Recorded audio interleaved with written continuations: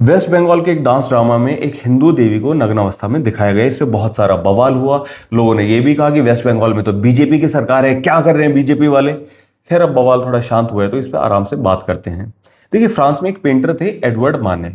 1863 में उन्होंने एक पेंटिंग बनाई ओलंपिया। इसमें एक वेश्या को नग्न अवस्था में दिखाया है।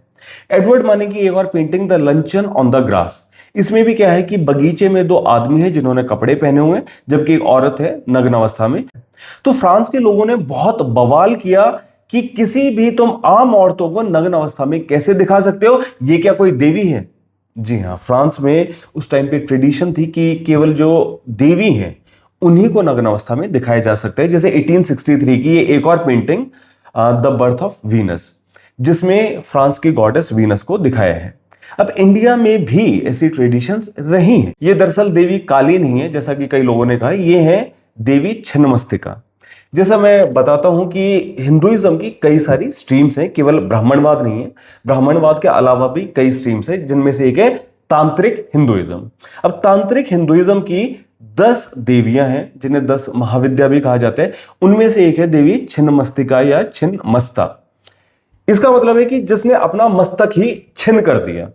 ठीक है, तो इनकी जो नेकेडनेस है यहां पे, वो कोई क्रिएटिव चॉइस नहीं है, वो दरअसल एक सिंबल है इस चीज का कि जो भी हमारे सोशल नॉर्म्स हैं, कल्चरल कंडीशनिंग है, इस सबसे परे जो एग्जिस्टेंस की एक रियल नेकेड ट्रूथ है, उसको यहां पे रिप्रेजेंट किया जाता है। ये कुछ कुछ ऐसा ही है जैसे कि अब्राहमिक माइथोलॉजी में एडम और ईव को भी बाइबल में नेकेड डिपिक्ट किया गया है। अगेन वही बात कि उनके अंदर कोई शाइनेस नहीं है, कोई हेजिटेशन नहीं है, और एक तरह की मासूमियत, एक तरह की रॉनेस है। तो कुछ कुछ वैसा ही यहां पर है।